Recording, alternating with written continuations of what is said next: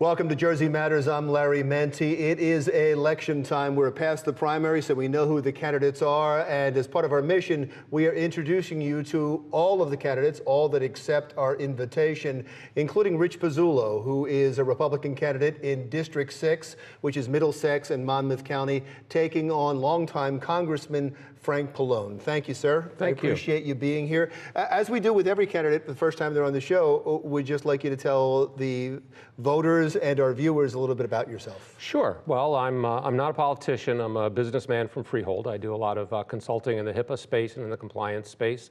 And I'm running for Congress for the same reason I became an EMT decades ago. There's an important job that needs to be done, and somebody needs to stand up and take on the workload and do the study and do the work that involves volunteering for the opportunity to serve the community. At first, you wanted to run for Senate against Bob Menendez, and you dropped out of that race. That's correct, yeah. And I ran for Senate for exactly the same reason, because nobody was stepping up.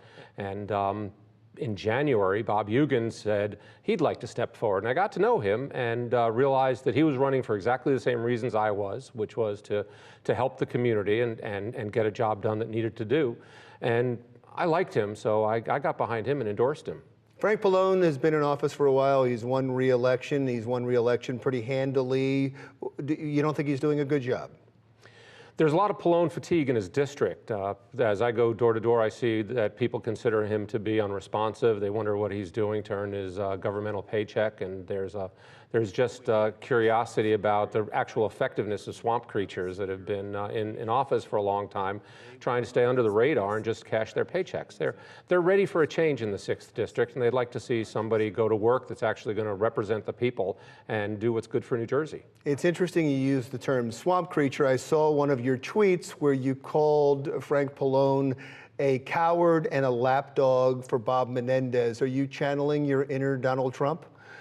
I'm channeling bona fide rage against Bob Menendez, and the fact that Frank Pallone has signed on to be his wingman means that he's got to take all the incoming fire that Bob Menendez should expect. When you lie down with dogs, you get fleas, and he's going to be itching an awful lot. Wouldn't it be a fair criticism for people to say, well, you're not running against Bob Menendez, you're running against Frank Pallone. Why do you keep bringing Menendez up? That is a fair comparison, but when you decide to put yourself with somebody as part of your campaign, which he's done, then I have to point out the fact that he is actually promoting himself as a Menendez supporter and someone who is trying to get Bob Menendez, who's bad for New Jersey, elected for New Jersey. And if you're going to work that hard for something that we know is bad for the people, I think the folks that are voting for you ought to know that.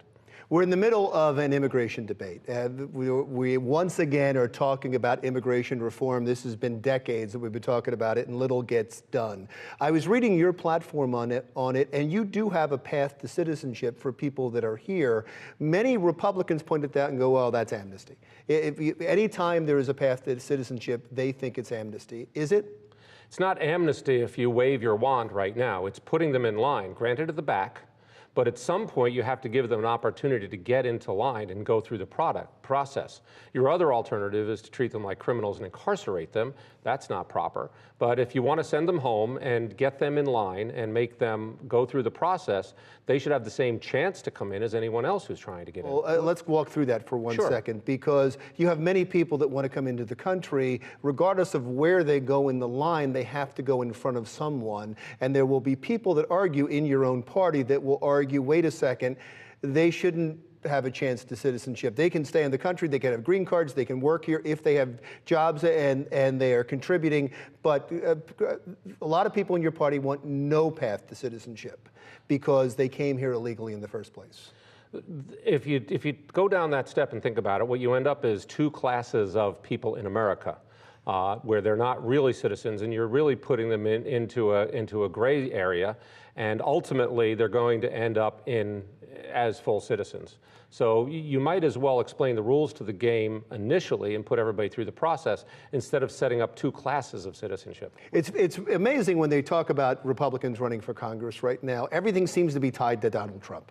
When his approval rating goes up, it seems like the Republicans are going to do better. When his approval rating goes down, it seems like Republicans won't do as well. So for better or for worse, you're tied to Donald Trump, at least when it comes to the polls.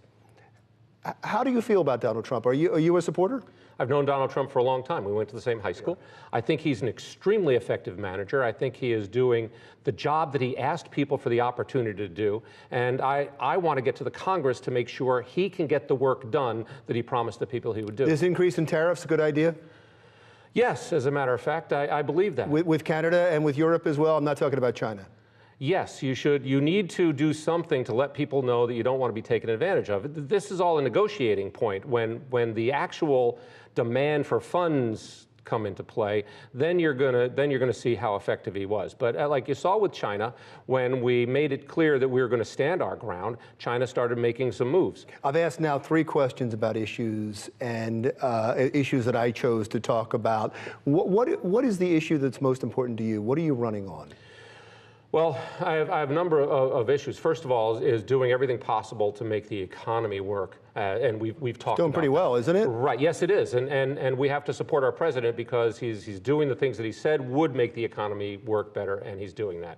In the area of health care, the structural problems inside of Obamacare. I work with medical professionals, and I see how Obamacare is destroying the business of medicine and making it extremely hard for people to choose to make the sacrifice to go to school, get the education, raise the money, and operate an office.